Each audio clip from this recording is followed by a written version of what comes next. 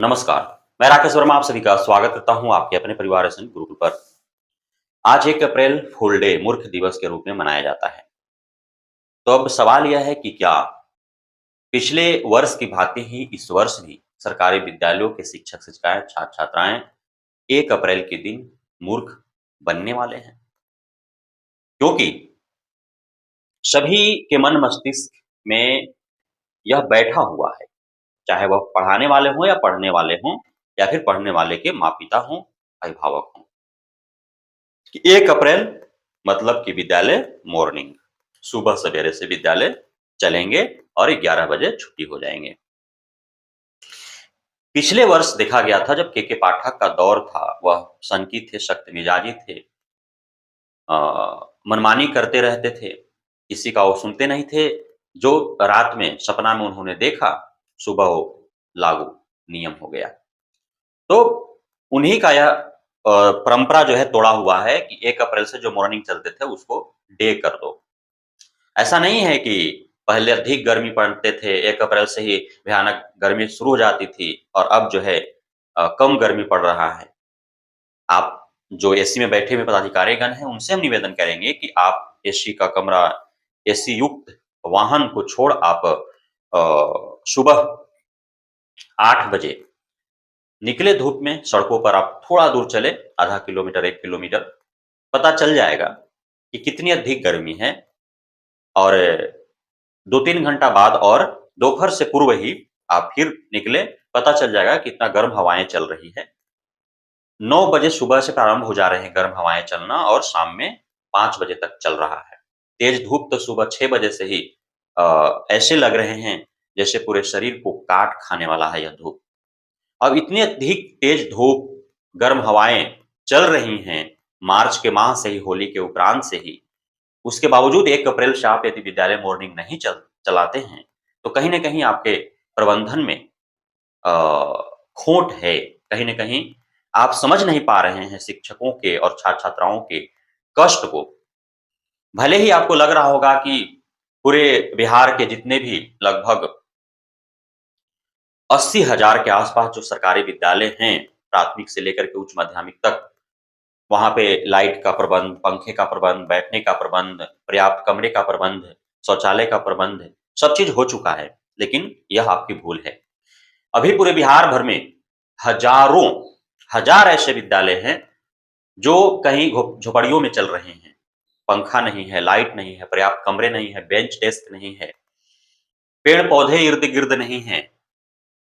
और तपती रहती है वह विद्यालय और उसमें जो है शिक्षक पढ़ाने के लिए मजबूर होते हैं, छात्र-छात्राएँ पढ़ने के लिए मजबूर होते हैं और अभिभावक चिंता में होते हैं जब तक उनका बच्चा विद्यालय से घर वापस नहीं लौट जाता है। साथ ही के पाठक के दौर में पिछले बार जिस प्रकार से असंख्य घटनाएँ घटी गर्मी माह के दिनों में, उससे और भयभीत हैं और अपेक्षा है एसीएस सिद्धार्थ से कि ससमय वे घटना कोई न घटे, उससे पूर्व ही समयावधि में बदलाव करेंगे और पूर्व से जिस प्रकार से विद्यालयों का संचालन प्रबंधन होते रहा है, जिन समयावधियों का पालन होते रहा है, उसी प्रकार से विद्यालयों का प्रबंधन व संचालन करेंगे। 1 अप्रैल को हो सकता है कि भूल गए हों मॉर्निंग करना, लेकिन 2 अप्रैल से कर दें, 3 अप्रैल से कर दें, लेकिन कर दें। आप इंतज़ार न करें। आखिर अत्यधिक गर्मी मापने का पैमाना क्या है आपका? कैसे आप समझेंगे कि बहुत अधिक गर्मी है? बिहार विभिन्नताओं से भरा हुआ है। अलग-अलग क्षेत्रों में अलग-अलग प्रकार के वातावरण हैं, वायुमंडल देखने को मिलता है। अभी ही अब कहीं अत्यधिक गर्मी पड़ रहे होंगे, कहीं थोड़ा नरम होगा।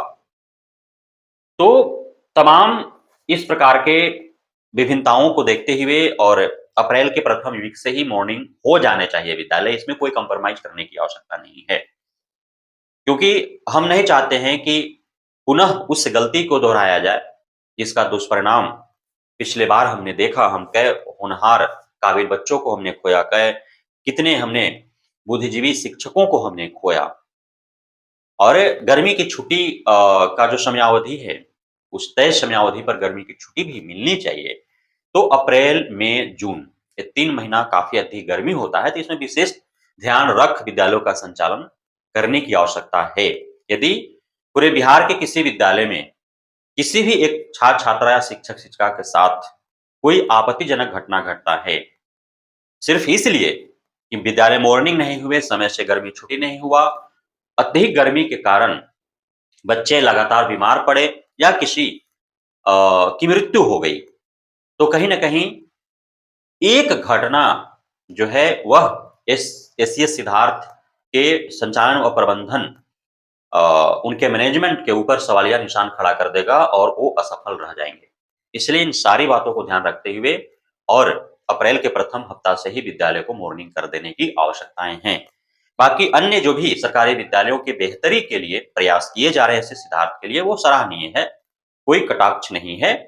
हाँ, भले ही ट्रांसफर पोस्टिंग में लेट-लतीफ़ हो रहे हैं, भर्तियों में लेट-लतीफ़ हो रहे हैं, साथ ही जिस प्रकार से भर्तियाँ की गईं, उसका भर्ता बना और इसमें पूर्व के पदाधिकारी के साथ-साथ वर्तमान के पदाधिकारी भी संलिप्त रहे हैं।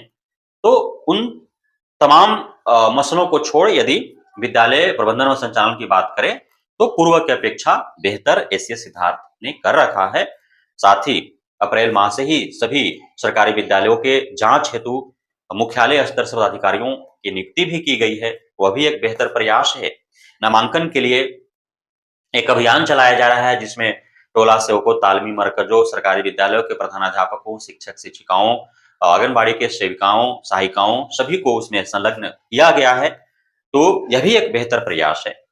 तमाम कार्यों की सराहना करते हुए मैं एक बात से अवगत कराना चाहूँगा शिक्षा विभाग को, बिहार सरकार को और अनुरोध भी करना चाहूँगा कि भीषण गर्मी को देखते हुए विद्यालय को मॉर्निंग कर दिया जाए। बहुत-बहुत धन्यवाद आप सभी साथियों का हमारे साथ जुड़े रहने के लिए, बने रहने के लिए, मित्रता प्यार देने के लिए, भरोसा बनाए रखने के लिए।